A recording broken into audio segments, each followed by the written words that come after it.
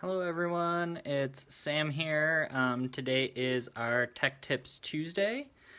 Because we had to cancel our program 2 weeks ago on the Libby App and the Wisconsin Digital Library, I thought I would use the time today to go over that with just a little bit more detail and answer some commonly asked questions, as well as an overview of what the Libby App is and what the Wisconsin Digital Library is. I'm going to be using one of our iPads here today. You can use the Libby App on Android and Apple devices. If you have a tablet, you can use it there. If you have a smartphone, you can use it there.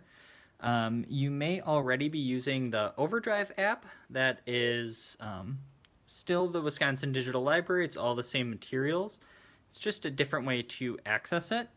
I would recommend, if your device can run the Libby app, to use the Libby app. It's just a little bit more updated, a little bit more streamlined, and I find it's easier to use than the Overdrive app. But if you're comfortable using the Overdrive app, go ahead and continue using what you're comfortable with. So let's get right into it. So I'll just open up the Libby app here on this iPad, and now you can see up at the top it says Wisconsin's Digital Library. I'm already signed into the account, so you can see here part of the Wisconsin Public Library Consortium, and I have one of our staff cards logged in here to show you kind of through the Libby app and everything. So what the Wisconsin Digital Library is it is a collection of materials, audiobooks, ebooks, and some videos as well, that all the libraries in Wisconsin pay into, and then we can all share those materials. So if you have relatives who live elsewhere in the state, they might also use the Libby app and the Wisconsin Digital Library. So it's a really neat thing that we do here in Wisconsin, and a lot of other states have similar programs. And it basically pulls all of our resources in. So smaller libraries get the benefit of more materials, and all libraries get the benefit of having more materials as well. If you like reading ebooks, this is the best place to get them. If you like listening to audiobooks, this is also a great place. I've talked about the Hoopla Digital app, and I believe we have a program upcoming for that as well. And that is a completely separate database, although it does have similar items. So the Wisconsin Digital Library, like I said, has books, ebooks, and audiobooks. The first step that you're going to do is sign in. I'm already signed in, so I won't be able to show you that, but you will need your card number and PIN, and then it will ask you to identify your library, and you may see the Franklin Public Library there, or if you live in Oak Creek or Hales Corners or somewhere nearby, you may see those libraries, but what we're actually listed under will be the Milwaukee County Federated Library System, and you'll select that, and then you'll put your library card number and PIN in, and then you will have linked your card to the Wisconsin Digital Library. And if you don't know what your PIN is, you can stop in at the library and we can reset that for you. If you have family members with other library cards, you can always add another card and log in with multiple, and then switch back and forth between those cards. So if you have a spouse or if you have kids who have their own cards, you can put them all in your Libby app and then flip back and forth in between them. Same thing, if you live in two states and have two different library cards, you can actually add a second library. And so if you live in Florida or Arizona or somewhere for a few months out of the year and have a valid library card down there, you can actually log in with that library card as well, and they may have different materials than we do. So you kind of get the benefit if you live in two states. you can have 2 library cards and get double the benefit. So this is the main page of the Libby app. So once you're all logged in, you can start browsing. First thing I want to show you is they do have a search bar up here. So you can search by author or title. And as you start typing, so I'll type in John Grisham, it actually lists all the authors that have John in their name. Down here, you can also see there's a series, John Puller series. Well, let's go with John Grisham, and you can see this is everything that we have by John Grisham.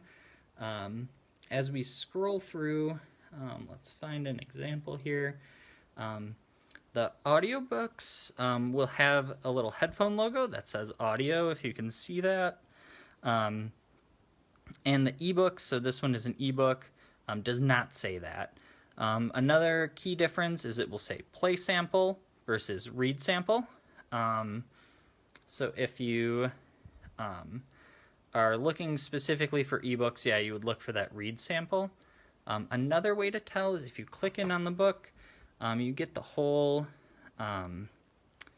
rundown of a synopsis of it, a description, a bunch of quotes on it, as well as all the other information. So right here you can see it is a book. If it was an audiobook, it would say that. I've had quite a few people come in and say, I got this book, but it won't let me read it. It's an audiobook and it's playing and I don't understand. And what they did is they downloaded the audiobook and not the ebook version. So that is a common mistake. Something you can do, and I'll keep referring back to this, is there is a preferences tab right here. So if you are looking specifically for one format, you can click where it says format. It will default to any, but you could select books or audiobooks specifically. So if you're only interested in books or if you're only interested in audiobooks, you could click that and apply. And now you can see your preferences. You have one set, and it will only show you audiobooks. It's important to remember that if you apply preferences, to go back and switch it back to any. I've also had quite a few people say there's nothing here, and they selected a bunch of preferences and are looking for a specific title, and it just doesn't come up because they've limited their preferences so much. So that's one search. You can search by author, or if you know the specific title or series title, you can search by that as well. One thing that people really like doing in the library, though, is browsing. And you can browse here as well. So they will have these kind of sections curated. So this one is the Lucky Day. They're books, popular books with no waiting period. You can get a book for 7 days or audiobooks for 14 days. And you could click on Lucky Day and it'll show you all of those that are in that specific collection. If you go further down, they'll highlight different collections. So here's one that's just added, so new titles. Here's one, Celebrate Native American Heritage. And down here is where you get the bulk of the collections. So they have fiction, literature, romance, mystery. And if you click right here on Explore More Subjects, you can find all of the different subjects. And here they have we have 94,000 titles in our catalog, and those are in 140 different subjects. So they can get very specific. I'll just scroll through and show you some here. They have like fiction, mystery, nonfiction. They even have juvenile fiction collections. If you're looking specifically for your kids or maybe grandkids. So that's a great way to browse titles. Let's just look at the nonfiction here. So again, it will all be nonfiction titles, and you can see what we have. A key difference here that I'll probably bring up a couple more times is if it says place hold, all copies are currently checked out and being used. So these two do say place hold. But down here, this one says borrow. That means that it's currently available, and you can read it right away. And again, this one is the audiobook. It has the little headphone logo and says audio, and it also says play sample. This is the exact same title. It does not have the audio symbol, and it says read sample. And again, you can always use the preferences button. So if you're looking for an ebook, you can click book.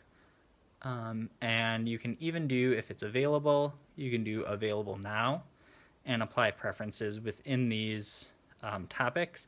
And it will only show you titles that are currently available. One thing that we get a lot of comments on is people really enjoy everything that we have, but they're looking through and everything's checked out that they want to read. So something that I like to do and I like to recommend to people is go ahead and place those holds.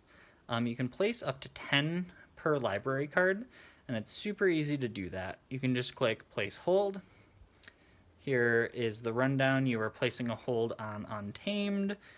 You can see I have 0 things checked out of 10 and 0 holds out of 10, and place hold. And down here it does give you an estimate. So this one says it should be ready to borrow in about 22 weeks. There are 93 copies in use and 160 people waiting in total. So that does sound like it will take a very, very long time, and sometimes it does. But people can also choose to suspend their hold or to check it out at a different time. So that 22 weeks may be shorter. That is basically just going off how many copies there are, how many people are waiting, and how many people are waiting per every copy. And then looking at, you can have up to 3 weeks for ebooks and up to 2 weeks for audiobooks. So that can always change. Don't get discouraged by these long waiting lists. I always tell people place holds on stuff and then go back and switch your preferences to available now. And now I can find something that is currently available, read that while I'm waiting for my other things, and just kind of repeat that process. So the waiting lists can be daunting, but I recommend just continuing to place things on hold, wait for them, and then when they're available, you can check them out. So I just showed how to place a hold on something. Now I'll show you how to borrow something. So let's do The Immortal Life of Henrietta Lacks. It's available now, so I can click borrow. And now you can see I still have 0 of 10 things checked out, but I do have 1 out of 10 holds. So I could put 9 more things on hold if I want. But since this is available, I'm going to click borrow. And up at the top here, you can see you are borrowing The Immortal Life of Henrietta Lacks for 14 days. So that's the default for the books, and I will show you how to change that online. But you can also do that here. You can actually click and change that to 21 days for ebooks, and that will then store that result moving forward. So I'm going to go ahead and click borrow. So now you can see this symbol right here means that it's downloading. If I didn't want to download, I would click that square, but it already downloaded. To pause it, you do need to be in Wi-Fi to download the books. Otherwise, you will use your cellular data. If you are out of Wi-Fi and you really want it right now, you can do that, but it will use cellular data. You can set up notifications. I'm not going to do that right now, but you can click Manage Notifications, and then you can see it says, when your loan is due, would you like to set up notifications? I'm going to just skip that for now. And let's go back to the home page. Down here at the very bottom, there's the library and the shelf. So the library is everything that I've shown you right now. That's finding materials, checking things out, placing things on hold. And if you click where it says library, it actually brings you back to that main page. So if you ever get lost in the app, you're going and you're exploring through a bunch of different pages and you don't know how to get back, you can always just click the library button down here and it'll take you right back to the main page. Now up here, again, I want to change my preferences back to available and then everything, so I don't forget and then I'm not missing out on things, thinking that our collection doesn't have them. There's one more thing I want to show you here before we move on to the shelf tab, and that's this explore button up here. So we looked down on this page at these kind of collections and subjects, but up here there's the explore tab, and they have a couple different guides. So you can see they have one for kids, teens, romance books, mysteries and thrillers, and a couple other things as well. These are really great. So I'm going to go into the catalog guide for kids. Gives a short description. It uses juvenile as the filter. And the filters will basically block it out by age ranges. So if you have the juvenile filter on, you know it's meant for younger children. The teen is that kind of middle and high school age, and then adult is anything 18 and older. So if you do have kids, you can set it up so that it's locked to that juvenile, so you, if you're nervous about them reading things. Again, you can still select preferences, you can search by all titles, and you can scroll down as well. So here we have a new stuff collection, over 1,000 new titles. You can see over here when it has a little calendar, that means that there's a waiting list. The plus sign means that you can check it out. They have different collections as well. This one was Race, Power, and Activism, Resources for Children. Here's one I can read by myself, Juvenile Beginning Readers. I'm Bored, Kids Activity Books. So there's a lot that you can find here in these guides. Here's comic and graphic books for middle grades.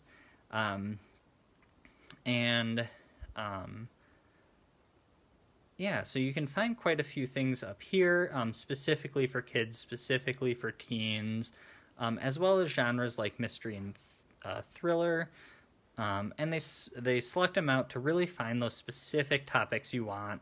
If you're really interested, this one is marriage thrillers. Down here, Someone Call a Doctor. Hail to the Chief of Police.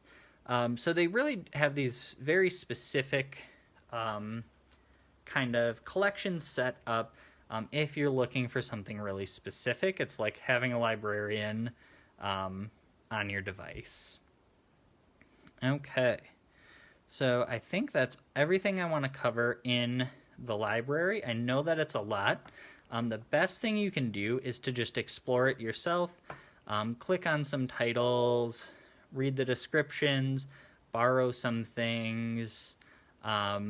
You can look at kind of the information about the book, and just explore, because there's not really much that you can do wrong. If you borrow something and don't want it, you can always return it. There's no fee to use this. Oh, and this one's actually all checked out. So let's try this one. All right, there we go. And, you know, if you check something out and you don't really like it, you can just return it. There's no fee, there's no limited checkouts, so there's really not much that you can do wrong. So I would recommend just exploring through the app, doing some searches, setting your preferences, but always remember, if you set your preference and apply it, to always change it back before you do another search. just to make sure you're not limiting it too much. So let's go to our shelf now. So we've been in the library. Now we're going to go to our shelf. Now this is where you can find anything you have, your loans and your holds. I'm not going to cover, sorry, I had a camera for a little bit, your loans and your holds. And I'm not going to cover tags right now, just because that's something that we don't use too often. And if you're really, really curious, you can ask at the library about it. But I don't find too much use out of them. So if we look at our holds, there's that hold that I put before. I can manage my hold, and I have two options here. I can suspend it and I can cancel it. So canceling a hold does just that. It cancels it and you're no longer on the waiting list. Suspending your hold is something that I use quite often, where if your hold is coming up for checkout soon, if it says it should be ready in the next few days, and you're just not quite ready for it, you're finishing something else up, you can suspend the hold. So suspend for 7 days, and you can use the slider to adjust the days all the way from 1 to 2 days, all the way to 180 days. And what this does is it will keep your spot in line, but if the book comes to you, it will skip over you, but you'll still hold your place waiting in line. And then when you're ready for it, you can go back. So I will update my hold. I just suspended it for 10 days. So now it's not ready. It's not going to be ready for a while. You can see it's suspended 10 days. Let's say, just hypothetically, it's ready for me to pick up. I finished my other book. I no longer want it suspended. I want it as soon as I can get it. I'm going to go back to Manage Hold. And then I'm going to click on Suspend Hold again. And it's suspended for 7 days. I'm going to take that slider down all the way to the left, where now it says Active. I'm going to click Update. So now the hold is active again. It is, once it's ready, it will immediately be able to check out, and I'll be able to get it right away. So that suspending of the holds is really handy if you have a lot of things on hold. I know it happens all the time at the library, where you put a couple things on hold, you're waiting, and 3 books come to you on the same day, and you know there's no way you're going to be able to read all of them. The Libby app solves that for you. You can just suspend those holds. And even if a hold comes to you, you can have what's called redeliver. And you can click redeliver, and it will basically suspend that hold, keep you number 1 in line, and suspend it for however long you want, so other people can read it, and you keep your spot in line. So it's really, really handy to use that manage hold option. The other part of this is my loans. So you can see right here, here are some recent loans. If I keep checking things out, it will show me chronologically the things I've checked out, with the most recent at the top, and you can scroll down and see things that you've checked out in the past. You can also go to loans to see what you currently have checked out. And here you can see read with ... and then manage loan. I'll cover manage loan real quick. If you no longer want it, you can return it early. You can see the due date is December 1st at 2:14 p.m. It's exactly 3 weeks from when I checked it out, and it will automatically return on that date, so you don't have to worry about it. But if you are finished, you can return early. If there are people waiting, then it helps cut those waiting lists down. And the last option is renew loan, but it's too early because I just checked this out. It needs to be closer to the due date. So the thing I want to cover here is read with. So here we have 2 different options, and a third one, send to another device. A question we get a lot is, I want to read these things on my Kindle, but I can't get Libby on my Kindle. So what you can do is, if you have a tablet or a smartphone, or even a computer, you can check things out on those devices. and then click on Kindle. And what that will do is it will open up your Amazon web page, and you can sign into your Amazon Kindle account. I'm not going to do that right now, but you click sign in, and then it will give you the option to send it to Kindle. And when your Kindle, then when you log in there, if it's connected to a Wi-Fi network, it will automatically start downloading the book. So this is the one spot where I urge you to be extra careful. All these books are free of charge. So if you sign in and at any point it says that you need to pay for these books, do not pay for it. It should be completely free. If you get to a part where it says you owe $3.99 or $9.99, go back, something went wrong, and try it again. Again, you do not need to pay for these library books. So if you see a payment, do not pay it. The books should be free.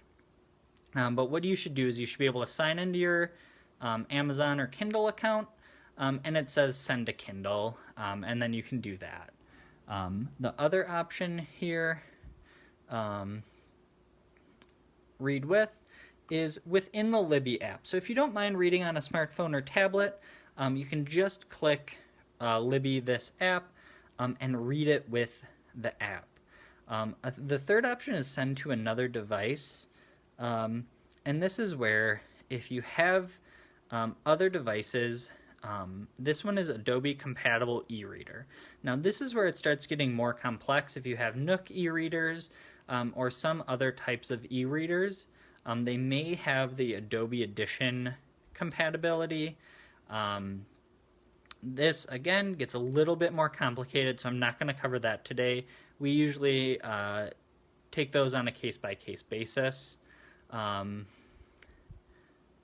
let's go read with, and then I will go to the Libby app.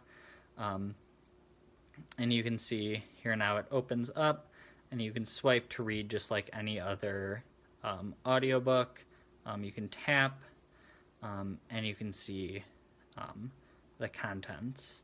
And if you click right into the middle of the page, you can see the different chapters, the number of pages to the next chapter.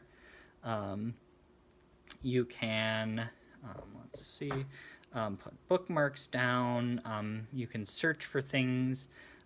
You can also change the font up here. I think that's one of the best things about e-readers that isn't talked about a lot, is you can change the font. And there are a couple different options here. You can increase the size of the font. You can choose the lighting from bright to sepia to dark. And you can even do things like put it in a dyslexic friendly font, which may look a little confusing if you've never seen it. It definitely looks different. But what that does is if you do have dyslexia, it makes reading a whole lot easier because of the way the font is. The letters are easier to read if you do have dyslexia. So I know this is a whole ton of information. Again, you can just play around with these. I'm going to just quick check something out on audiobook to show you the audiobook player.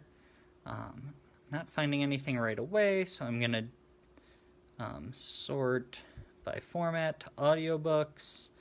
And let's do Into the Water by Paula Hawkins. I'm going to borrow it right away. And now you can see it is downloading to the device. The audiobooks do have a couple different features that I can go over quickly. And then after that, I'm going to show you the PC version and how to get to that, because there are differences when working on a computer versus a mobile device. And some things are just easier to do on a computer. So I'm going to go over to my shelf, go to my loans, and there's that audiobook. I'm going to click Open Audiobook. And you can see down here, here's the player. I can hit play and pause. I can skip forward 15 seconds and back 15 seconds. And up here, there are a couple different options. If you want to set a sleep timer, you can set a sleep timer for however long. You can also change the playback speed. So I do like to listen to audiobooks at 1.5 speed or 1.25 speed. Some people think that's too fast and like it at normal. You can also put it slower than normal or much, much faster, 3 times speed, where it sounds like those fast forward voices. So you can really customize and fine-tune your reading experience, and that can also change depending on the book you have and the narrator. So at the very base level, the audiobook is very simple. The big button in the middle is play, and once it's playing, it changes to pause, and you can pause it again. So those are the overview of the audiobook and the ebook. I'll just quickly show you how to return things. If you click where it says Manage Loan, you can do Return Early. It'll ask you, you are returning Into the Water to the Wisconsin Public Library Consortium, and I'll click Return, and it'll go away, and now you know that it's returned. So that's all I'm going to show on the iPad now, and let me just get set up here quick to show you on the computer. So this is our library website, franklinpubliclibrary.org. You can type that in and then go over to resources. And where we're going to go is to books and more. And there are 2 things here. The Libby App. This is actually just a overview of the Libby App.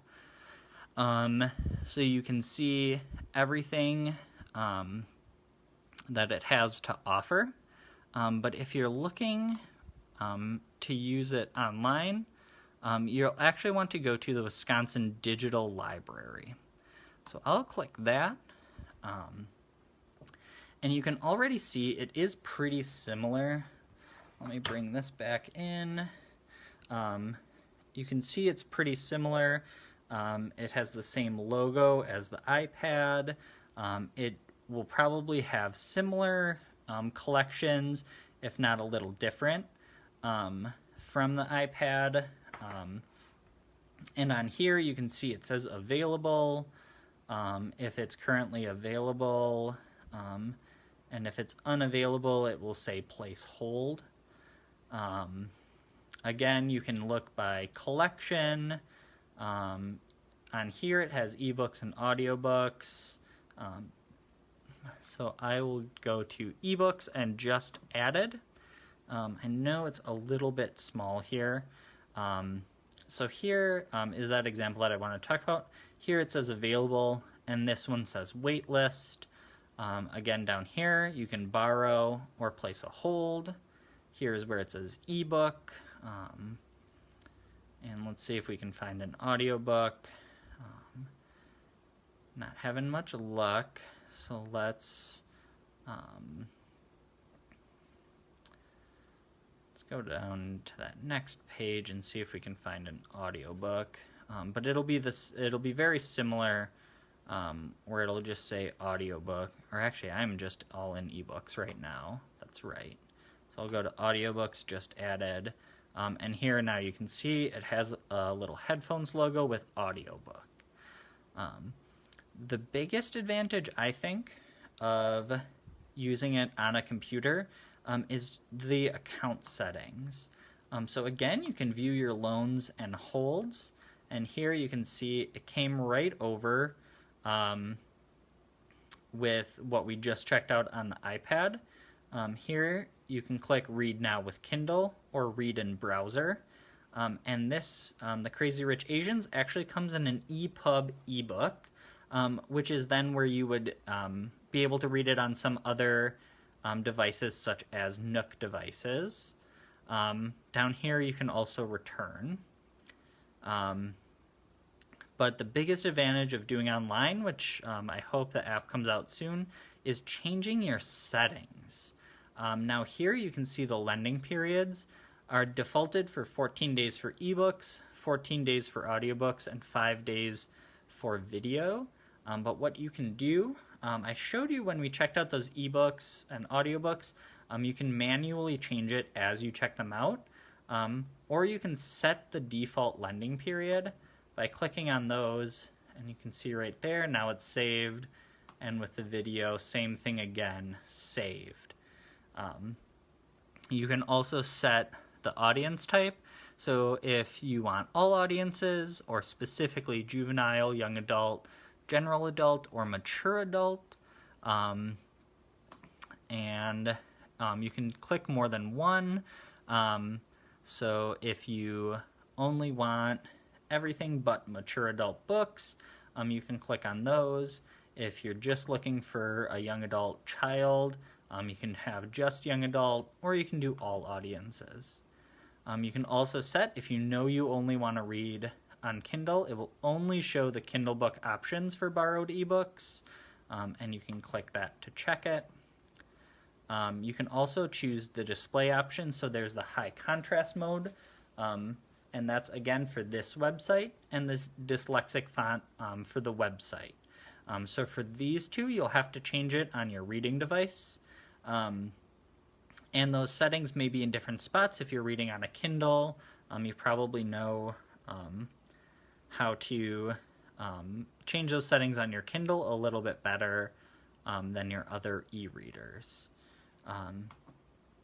But overall, the website's going to be very similar to your tablet or smartphone. Things may just be in different spots.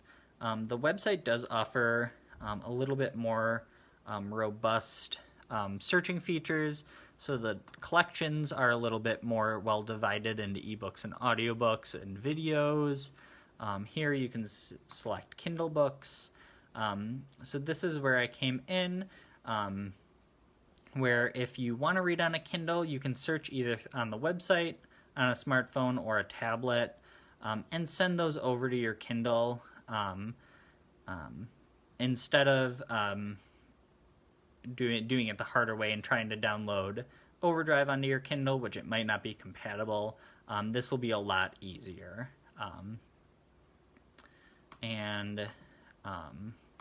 There are a ton of different collections, everything from popular books to cookbooks to titles in Spanish and other languages. So I really encourage you to search around and explore these. One more thing, as I was talking, now let's hope I can find it. Yeah, on Kindle, or on tablet and phone devices, you can select the read books with. If you want to always send them to Kindle, you can select that there. And they also have this great feature where it says get some help. You can click on that, and it will help you solve common issues. You can search for things, you can browse their help website, and it also has some common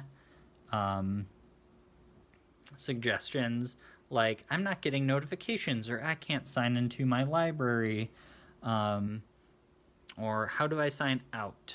I'm going to go to their help website because this has pretty much everything you would ever need to know about the Kindle, or the Libby app, sorry, from basic troubleshooting and some common issues there, questions on Kindle books, on holds, on notifications.